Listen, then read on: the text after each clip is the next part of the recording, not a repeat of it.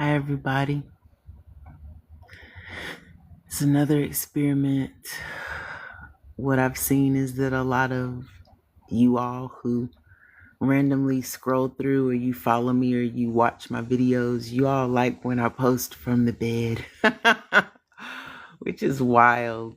And it goes against all conventions of scripting things and making sure that you're looking a perfect way and making sure that you are in the best light possible and yeah, all those things. So this is an experiment and an experiment in going live at a different time, because at this point in time I've gone live in the evenings, I've gone live early, now I'm trying midday, and so we'll see. But this is I am or you're more than just a job part 2.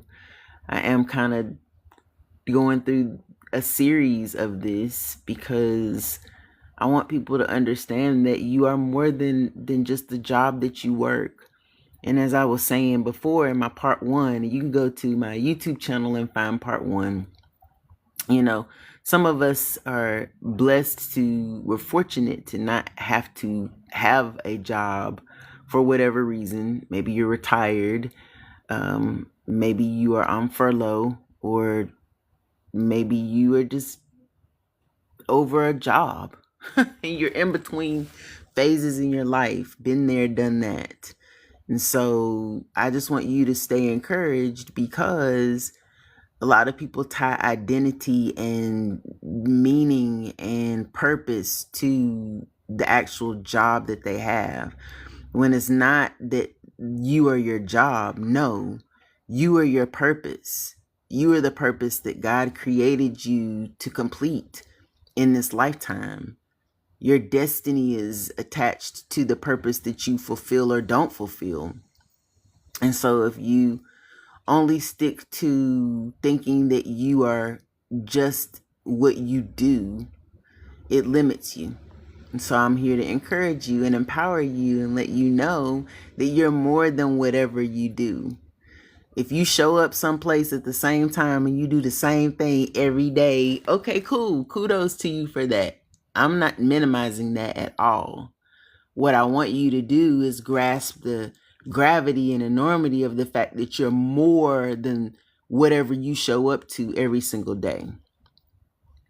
Right now, I am really fortunate to be in a space and a place. It's raining outside now, but rain is conducive to my creativity.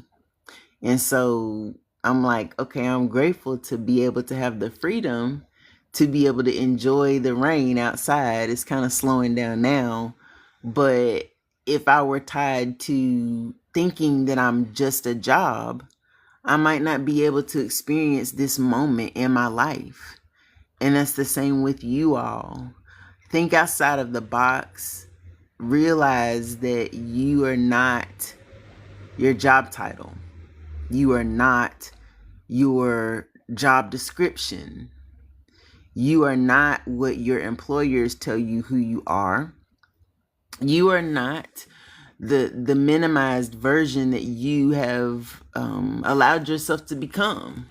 If you've turned into a robot of sorts, meaning that you're only one-minded towards making the paycheck, then I invite you to think outside of the box. I invite you to go outside of yourself and realize that you are way more than that.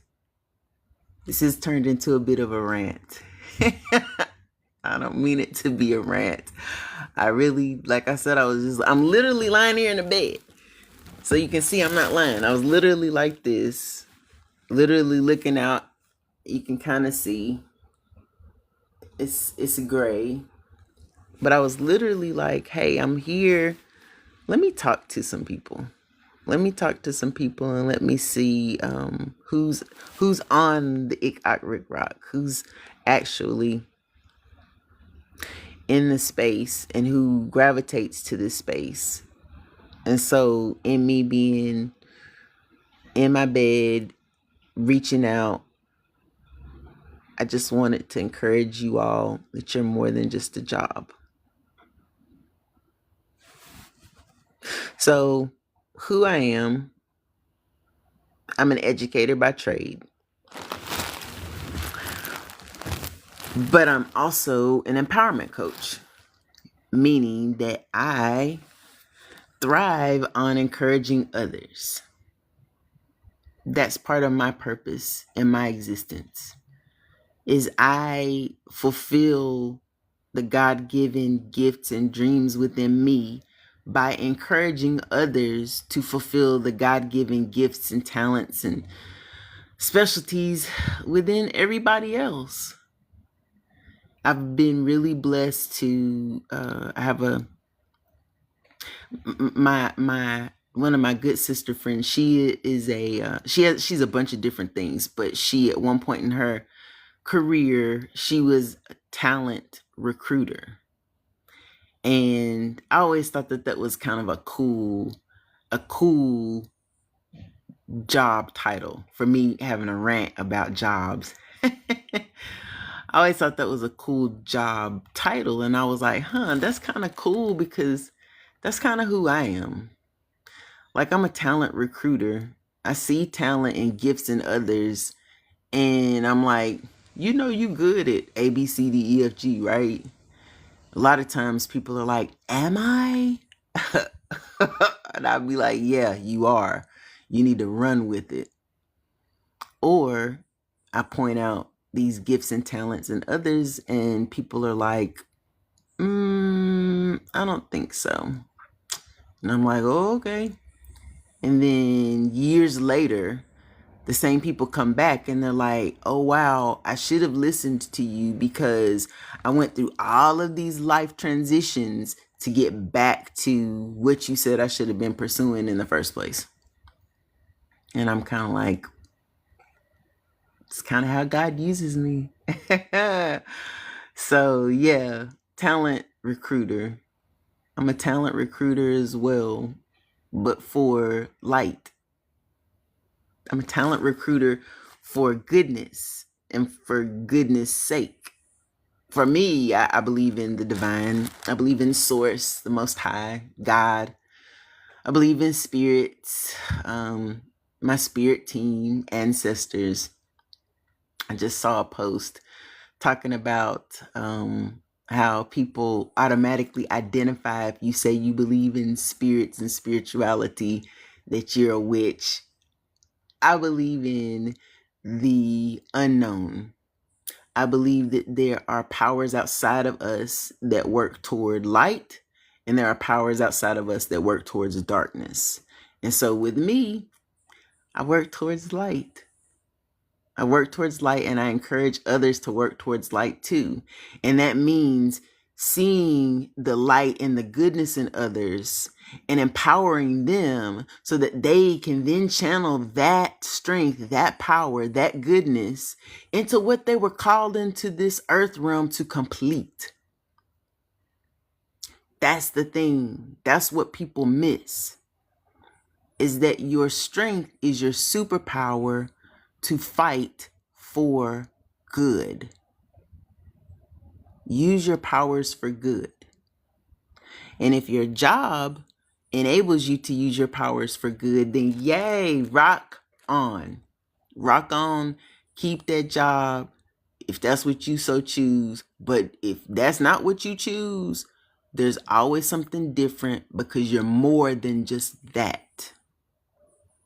I think at some point in time, my rant deviated.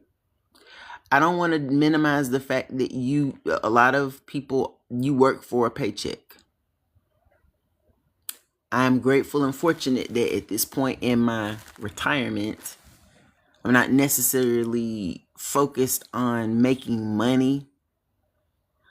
I'm focused on living the most purpose-filled and most purposeful life that I can live, because no day is promised. And while money is very helpful, let me not be lying. I'm not on here. I'm no liar, but I'm especially not about to be on here lying, talking about we don't need money. Who don't need money? We do we do definitely need money to survive in our most productive ways. I just think that if you're just in a job just because it pays your bills, I yet again invite you to look at what it is that you ultimately desire from life. What do you expect from this lifetime? What are you like, what drives you?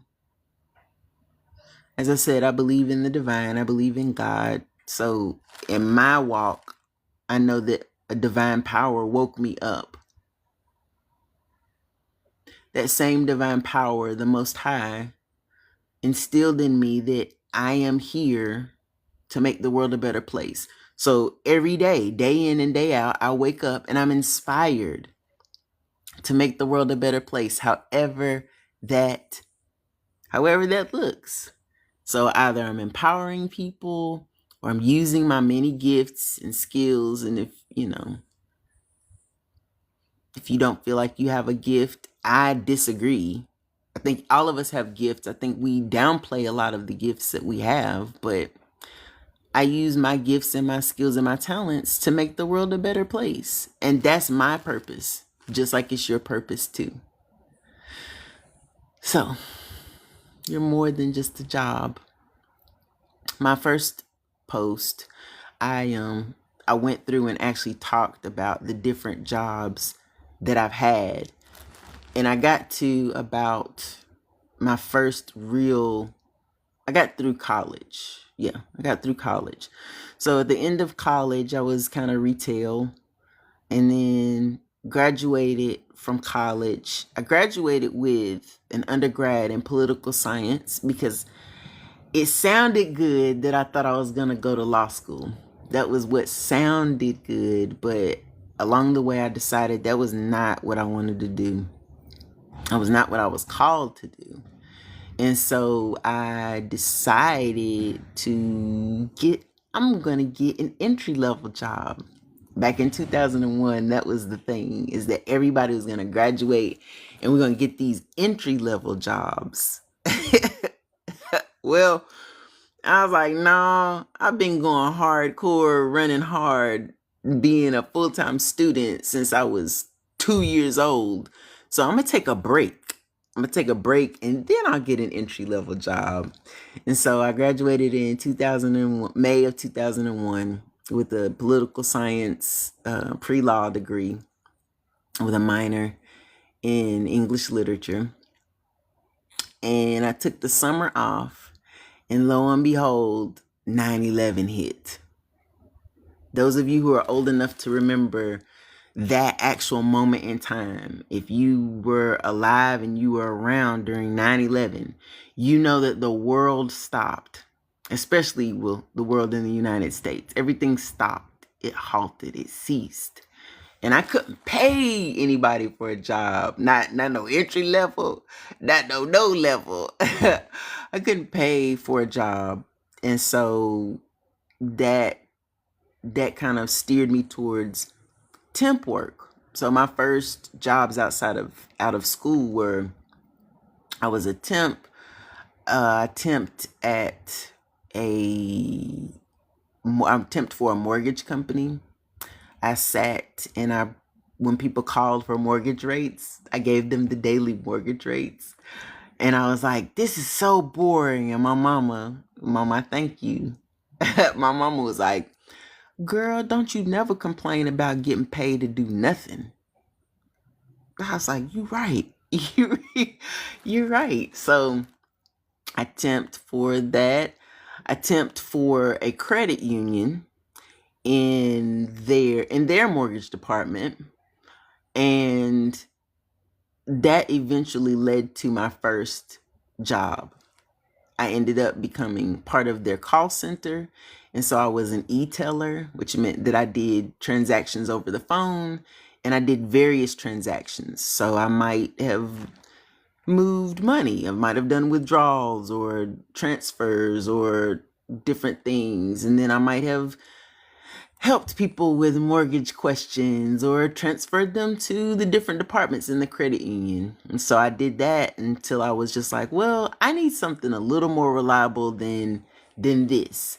And so I was kind of like, oh, I want to do something in my field of degree, because when you graduate, you have the brief hope, thought that you're going to actually practice within whatever you've spent the last 4 years on the grind to receive your degree in. And so I was like, well, let me see if there's anything in my field.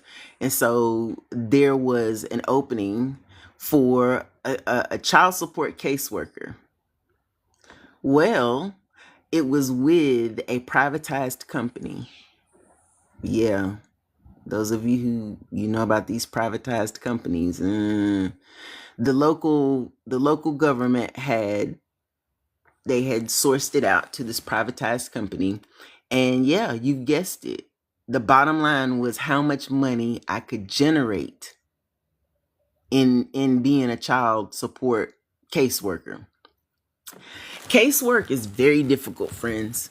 I don't know if you know that or not, but I'm here to tell you, it is very difficult work. And if you are a person who you don't thrive on quotas and having to fulfill your monthly quotas and all the things, then casework is not for you.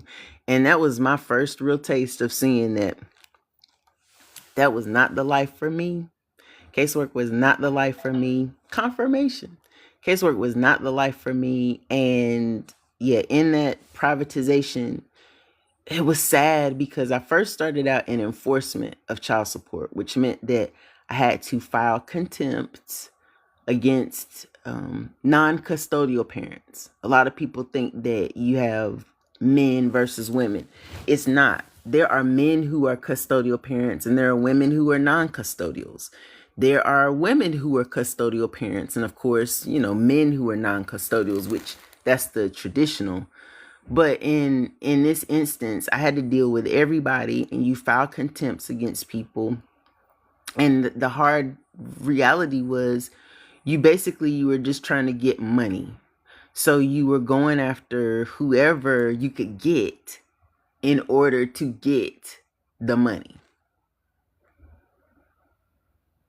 So I got cussed out a lot. I got cussed out pretty much every day because people are like, y'all are scamming, y'all are thieves, y'all are this and that. And if you are a person who deals in honesty and truth, like I couldn't argue with them.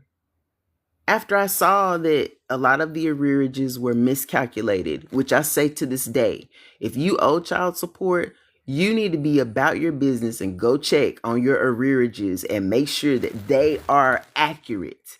Because if you have not, if you've not been paying, then of course your arrearages might be high, which means that the money that you owe, your back pay, yeah, might be high, especially if you owe to the state.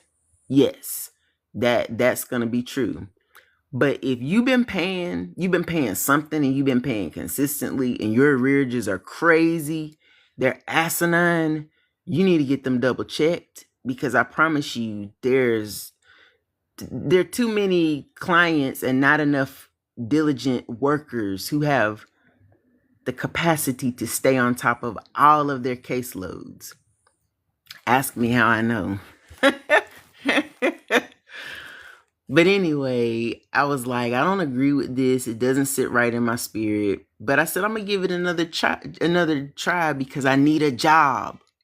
And so then I tried and transferred within the company to establishment, which meant that I was dealing in paternity establishment.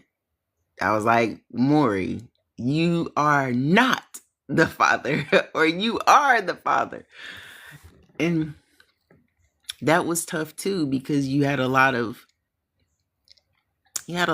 heartbreak and a lot of heartache seeing people, if you've raised a child as your own and then you come in for testing and you see that child's not yours. That's devastating. And so that was tough, and that was not for me either. And I just was like, okay, having a job this is not the business. Like, I need to be able to do something that I'm not selling my soul for, which a lot of people along the way, and like I said, that was in 2022 by that time. So 2022, 2023. Now we're here in, my bad, 2002 and 2003. My bad. Now we're here over 20 plus years later, and my sentiment is the same. If you have to work a job, realize you're more than just a job, but find something that you don't have to sell your soul for. Find something that is in compliance with who you are. And like I said earlier, if you don't know who you are, if you don't know what your purposes are, I am encouraging you to sit with the truth and the reality of who you deem yourself to be. Who are you trying to be in this lifetime?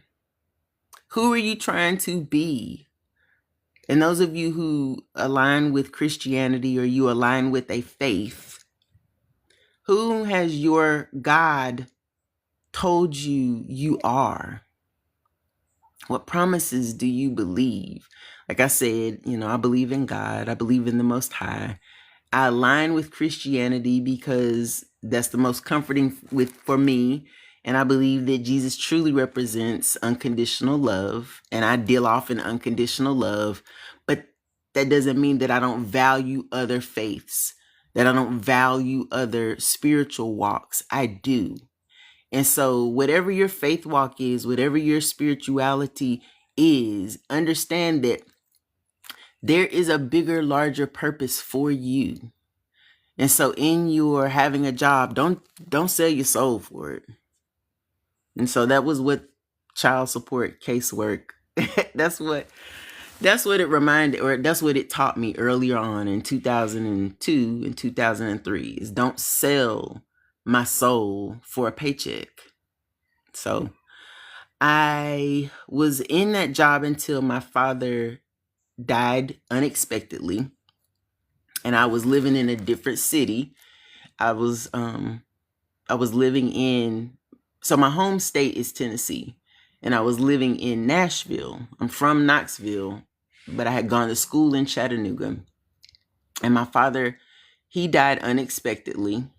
And I'm grateful that he and I had some time before he actually transitioned to make amends, and actually we had a few come to Jesus meetings, which was a blessing, because then, and how are you all who are just now joining? I promise it's not a rant. I promise this is just a conversation. It's a conversation. And so my father died unexpectedly, and he was about to be 48. I just turned 46 last Monday, not this week, but last Monday. And so as I'm approaching the age when he left this earth realm in his physical form, it was divine intervention that showed me as a 24-year-old at that point in time that I needed to do more with my life. And I was more than just the entry-level jobs that I was willing to settle for.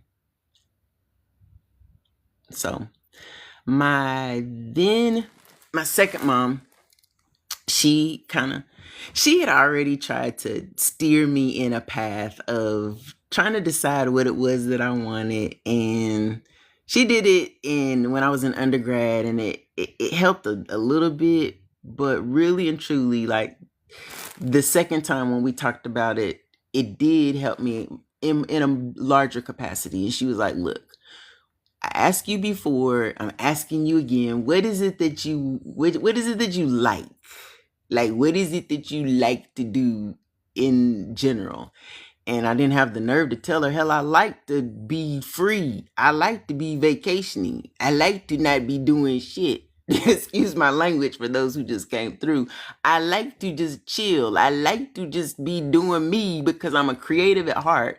And when you're a creative and a light worker, you cannot articulate to people a lot of times that you just have to be able to be yourself. And that does not include being designated to a job every day.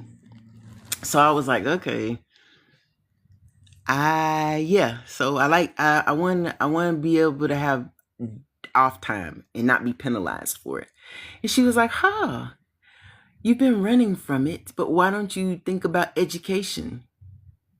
And she was right. I had run from it because my grandparents, who pretty much had raised me, they were retired educators, and I saw the life that they lived. Like they didn't give their souls. I'm not going to say that for educators, but they gave a lot of themselves. And my grandfather was a school principal. He was a classroom teacher, but then he turned into a school principal. My grandmother, she was a classroom teacher. She was certified to be a principal, but back in the day, they wouldn't allow two members of the same household to be an administrator. That sounded like some ish to me. Sound like some garbage.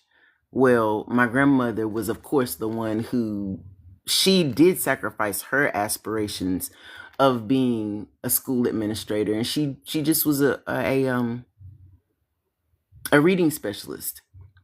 So anyway, my grandparents, they were retired educators, and I saw the lives that they lived, and they put their lives on hold until retirement. And I was just like, no, this ain't the life for me. Like, I'm not trying to just live 3 months of the year during a summer vacation. But then, when I was having that conversation, I was kind of like, oh, maybe that might be what I need. I might have to look into being an educator because that does give me 3 free months of the year. So I thought. But that did inspire me to go back to school. Those of you who are just joining me, I am in the bed. I'm coming from the bed because a lot of my viewers like my posts when I'm just in my chill out state. So I said, well, let me experiment and see how this goes. But back to the conversation with my stepmom. She was like, why don't you consider education? And I was like, all right, we'll do it. I'll do it. And that's what I did. I thought about it, and then I applied for a position for a Head Start assistant teacher position, and did it for a year. And I was like, okay, you know what? I could do this. I could do it. If I can get the summers off and have free time to do what I want to do and be who I know I'm supposed to be. Oh yeah, I can do this. And that is what got me into education.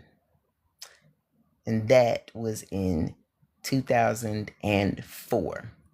And so, yeah, I think I'm going to pause here because my teaching stories from 2005 up until, like I said, I just retired from the classroom, from the four walls of a classroom, because I am an educator at heart. It's just now the world is my classroom. And as a creative and as a light worker and as someone who has to be available to do God's work and create, I had to retire from four walls and administration because I needed the freedom to be me.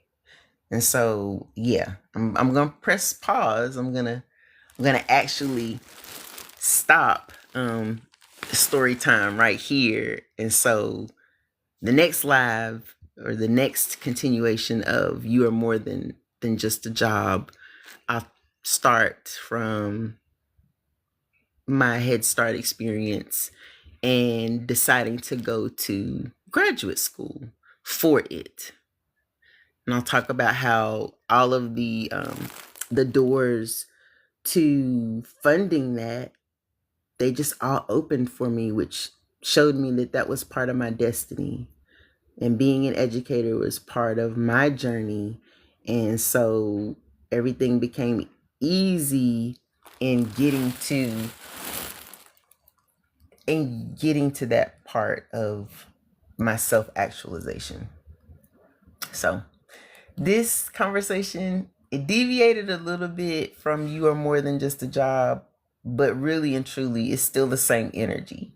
Anybody who's still on here right now and anybody who's still listening, I still want to empower and encourage you to understand that you're more than just your paycheck.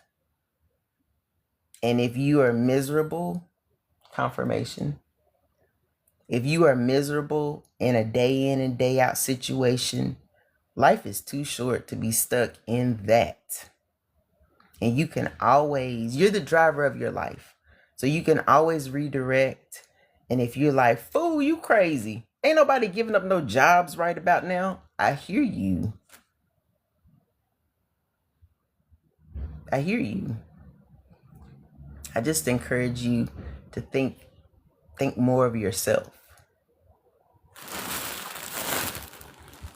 Think more of yourself and think outside of the box and realize that there's more to you than just being able to clock in and clock out. There's more to you than just being able to read spreadsheets and, you got a lot in you. And I'm here to tell you that I see you. And I know I say that a lot. And if you go back and you look at my profile and you see, she says, I see you a lot. She says it on the videos and she has it on the posts and it's because I do. If you've been with me for a little minute, you heard me say that I'm a talent recruiter and I see things too. Not like Sixth Sense, even though sometimes Sixth Sense. But I see people and I see the heart of who people are. See the heart of who you are. And I just encourage you to realize that you're more than what you sell yourself as. Yeah. So thank you for joining me. Thank you for sticking around. Thank you for those of you who gave me hearts and likes and loves. I appreciate you. And if you've not seen my profile or not visited my profile, do visit my profile. Like I said, I'm Keela Jackson, and I'm an empowerment coach and a creative and a lover of all things light and good and beautiful and empowering. Yeah. So I'm going to end the live here. I'm going to press pause on the story time, and then when I come back on my next live, this next conversation, it'll go into my experience as a classroom teacher and educator. Jesus, pray for the teachers, y'all. I said this on the last time. People are always like, check on your strong friends. Yeah, and check on the teachers too. Because boy, educators, they are very unappreciated. They're expected to be magicians and all of the things, but they are very unappreciated. And so, yeah, I'll talk about my life as a classroom teacher. And yeah. In the meantime, I hope you all have a wonderful rest of your day. It did stop raining. See? I ranted long enough for it to stop raining. Ha ha! No, but it did stop raining, and so I'm going to go ahead and go on about my day, and I encourage you to have a great rest of your day, and thank you all for spending this time with me. I'm going to read my little message here. In live. Yeah, let's go ahead. Bye, y'all.